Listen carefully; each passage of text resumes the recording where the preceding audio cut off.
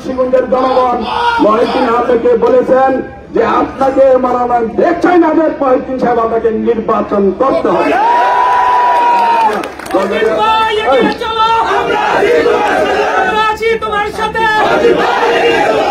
ভাইয়ের আমার, আপনার গজারিয়ার লোক যদি চান যে না মহিউদ্দিন আহমেদের পরিবার থেকে দীর্ঘ 40-50 বছর যাবৎ শ্রম দিয়ে আসছেন, আন্দোলন সংগ্রাম করে আসছেন, এই আসলে মহিউদ্দিন নির্বাচন করবে, আপনারা কি সেটা চান?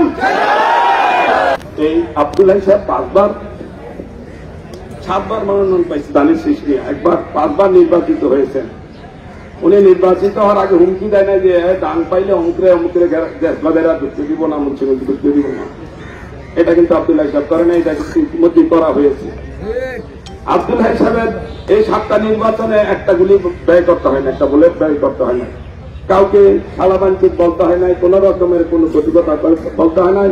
উনি যেরকম সাধারণ মানুষ সেমনি ভাবে এই 7টা নির্বাচন করেছে। যেখানে দিছে প্রতিকূল অবস্থার মধ্যে আব্দুল্লাহ সাহেব কিন্তু নির্বাচন ছাড়েন নাই। ঢাকা দিছে, সেখানে উনি লড়াই করেছেন।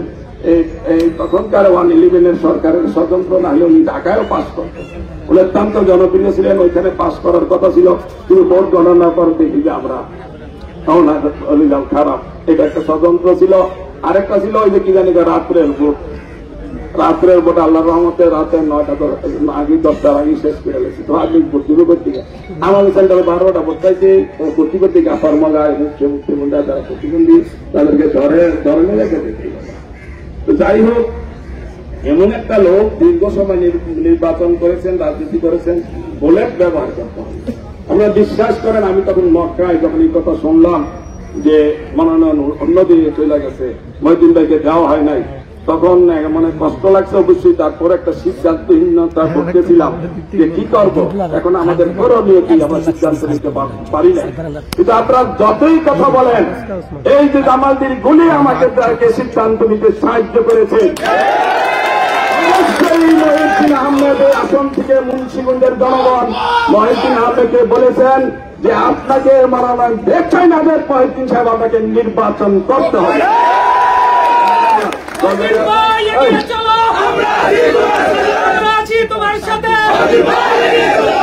ভাইয়ের আমার, আপনার গজারিয়ার লোক যদি চান যে না মহিউদ্দিন আহমেদের পরিবার থেকে দীর্ঘ 40-50 বছর যাবৎ শ্রম দিয়ে আসছেন, আন্দোলন সংগ্রাম করে আসছেন, এই আসলে মহিউদ্দিন নির্বাচন করবে, আপনারা কি সেটা চান? অবশ্যই অবশ্যই আপনাদের দাবির প্রতি সম্মান রেখে এই মুন্সিগঞ্জ 3 আসন থেকে মহিউদ্দিন আহমেদ নির্বাচন করবে। এই ঘোষণাটা আরো 2-3 দিন আগেই হইত ইনশাআল্লাহ। আমার আজকে বিলম্ব হওয়ার কারণে অপেক্ষায় ছিলেন, গতকাল আমরা বসেছি, সিদ্ধান্ত নিয়েছি ইনশাআল্লাহ মহিউদ্দিন আহমেদ এই 3 আসন থেকে নির্বাচন করবে। জনগণের ম্যান্ডেট দিয়ে বাংলাদেশ জাতীয়তাবাদী দলকে এই 3 আসন স্বতন্ত্র হইল উনি উপহার দিবেন ইনশাআল্লাহ।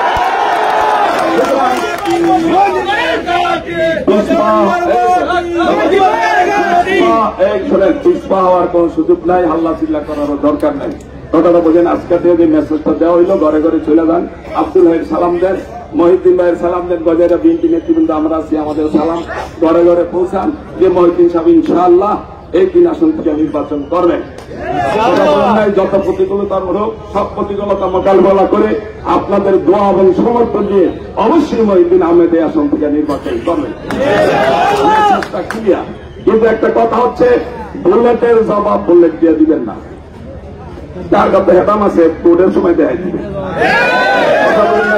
গোলাগুলি, আরে মিয়া গোলাগুলি তো বুধবারে না, আল্লাহ সিল্লা বুধবার একটু জমায় রাখা লাগে।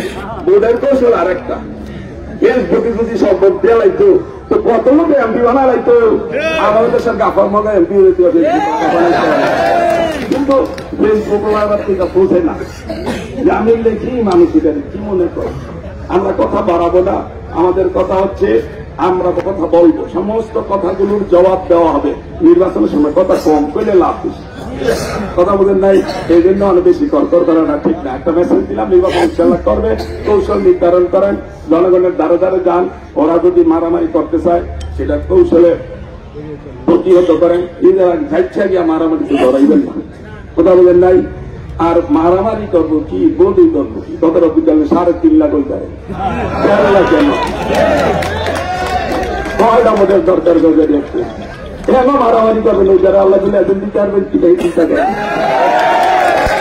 আসল টাকা আসল মিয়া ওই ফেসবুকে লেখলে হবে না বাস্তবতার মোকাবেলা আসেন এইখানে একটা দুইটা বড় ফ্যাক্টর বাংলাদেশ জাতীয়তাবাদী দলের 3 নম্বর সিটে 1 নম্বর ফ্যাক্টর হচ্ছে আব্দুল হাই সাহেব যার ইমেজ পাহাড় সমান তার ইমেজের কাছে অন্য কেউ ইমেজ কিছুই নাই আব্দুল হাইয়ের পরিবার যখন মানুষের দ্বারে দ্বারে যাবে এই মুন্সিগঞ্জের মানুষ এই ফ্যামিলিকে ফিরিয়ে দিতে পারবে না আরেকটা ফ্যাক্টর হচ্ছে আঞ্চলিকতা মেঘনা নদীর এই পারে 1.5 লাখ ভোট ওই পারে 3.5 লাখ ভোট বুঝিয়া শুনিয়া কথা কন বুঝিয়া শুনিয়া কেন্দ্রিক দেন বুঝিয়া শুনিয়া কথা করেন বিশৃঙ্খলা সৃষ্টি করেন না অনেক কথা বলতে হয় মনোনয়ন শেষ হবে উর্দুর সময় শেষ হবে তখন বলবো কথা এখন বেশি কথা বলতে চাই না আপনার ধৈর্য ধরেন অনেক কষ্ট কত নির্যাতনের কথা বলতে গেলে 3টা হত্যা মামলা মাথায় নিয়ে ফেব্রুয়ারি জীবন করতেছে বউ বেরি সংসার